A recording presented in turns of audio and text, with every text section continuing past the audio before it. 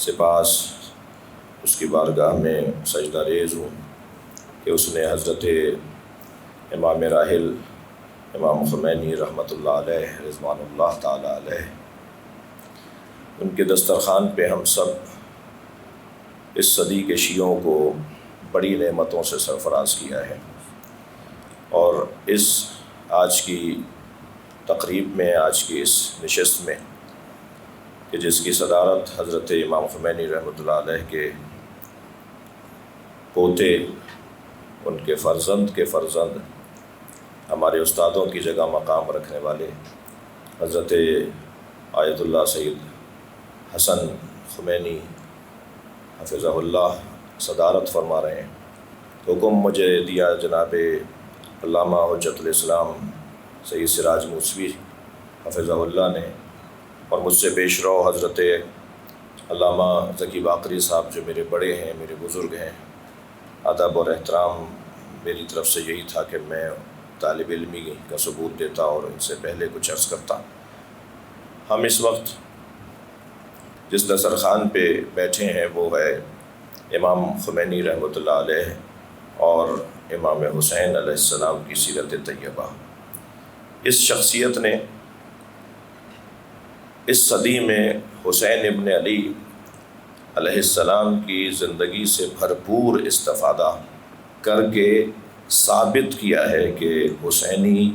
کیسے ہوتے ہیں۔ آپ نے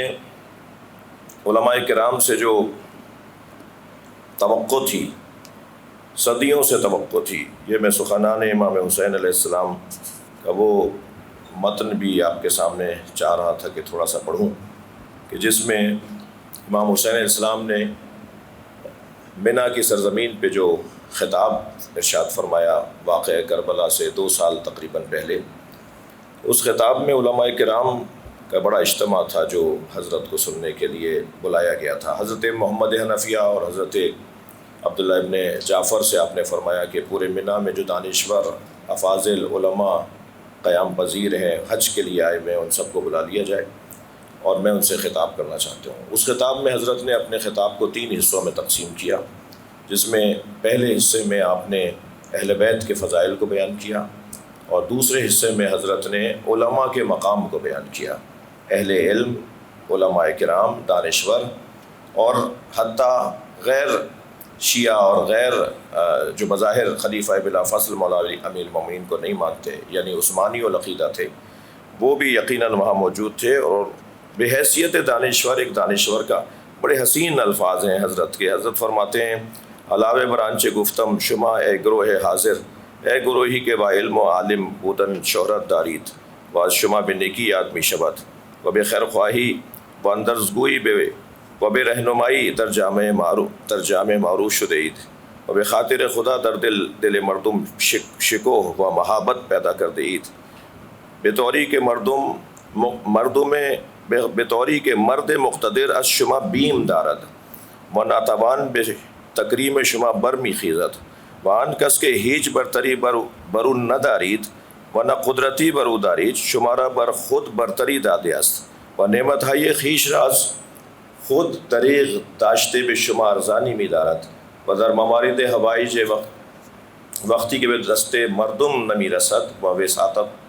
وساطت می کنید و در کوچه ها و خیابان ها با محبت و با سب کے بادشاہان و شکوہ بزرگان قوم قدم بھی برمی دارید۔ مگر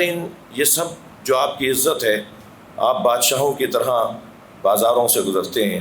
لوگ اپنی نعمتیں آپ کے حوالے کر دیتے ہیں، لوگ اپنی کرسیاں چھوڑ کر آپ کے حوالے کر دیتے ہیں، لوگ اپنی نعمتیں آپ کے حوالے کر دیتے ہیں، جبکہ نہ آپ کے پاس ان پر کچھ کرنے کو کوئی قدرت ہے، نہ آپ کے پاس دولت ہے، نہ آپ کے پاس پیسہ ہے، نہ آپ کی وہ حیثیت مادی طور پر اور دنیاوی طور پر ہے، مگر بڑے بڑے صاحبان اقتدار لوگ، طاقتور لوگ آپ کے لیے اپنی جگہیں چھوڑ دیتے ہیں۔ اے علماء، اے دانشور، اے عالمان دین، کیا یہ سب احترام آپ کا اس وجہ سے نہیں ہے کہ آپ رعیت اور حکمرانوں کے درمیان واسطہ بنیں گے، آپ لوگوں کے مسائل حکمرانوں تک پہنچائیں گے اور حکمرانوں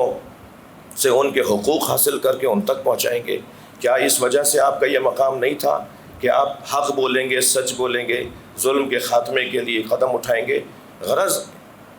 امام حسین علیہ السلام نے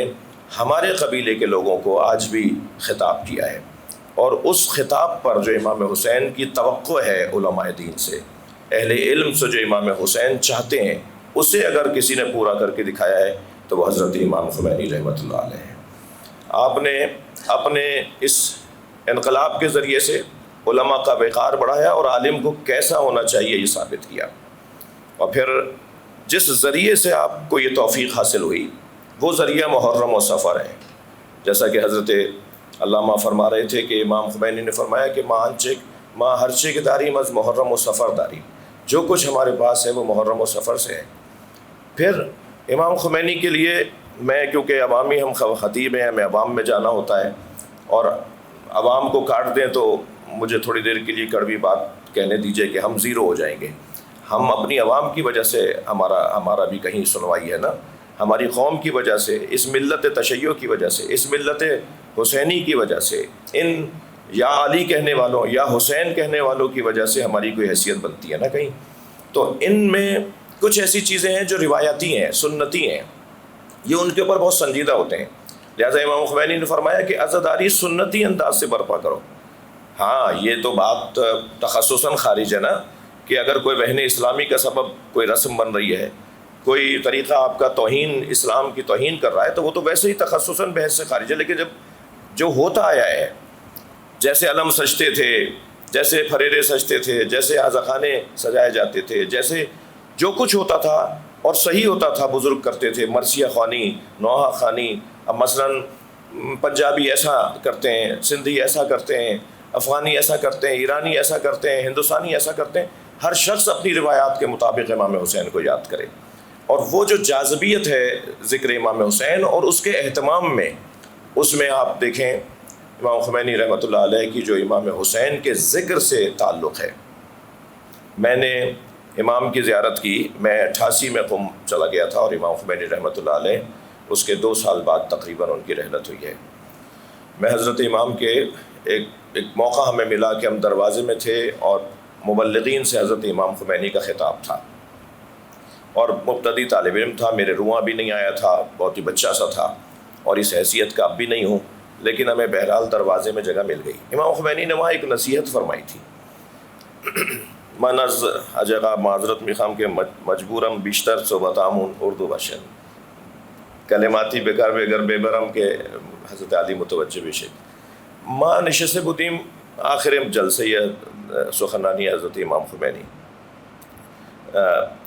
سال 1988 کو کہیں گے، سال 1988 ان زمان، یعنی 2 سال قبل از رحلت حضرت امام تقریباً، بله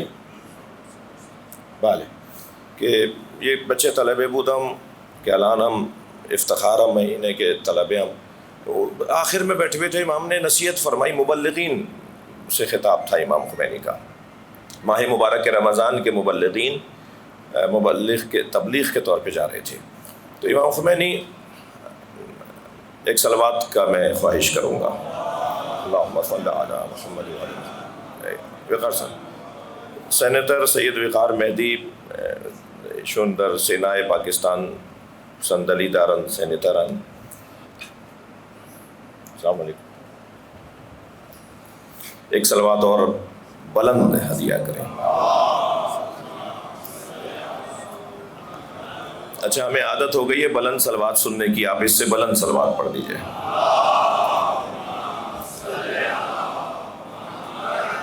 آپ اس سے بھی بلند پڑھ سکتے ہیں، اللہم صلی علی محمد وعلی۔ وقار بھائی، میں امام خمینی رحمۃ اللہ علیہ نے امام حسین سے ہمیں کیسے جوڑا ہے، اس موضوع پر ہم کچھ بات کر رہے تھے۔ تو میں طالب علم تھا، اور امام خمینی کے خطاب میں حسینیہ جمران کے اندر، تہران کے اندر، تو مبلغین سے خطاب تھا۔ تو آپ نے ایک جملہ بڑا حسین ارشاد فرمایا جو میں آپ کو ہدیہ کر رہا ہوں۔ فرمایا کہ تم جہاں تبلیغ کرنے جا رہے ہو، تم اس بات کا خیال رکھو کہ اگر ایک مادی نعمت تمہیں حاصل ہوگی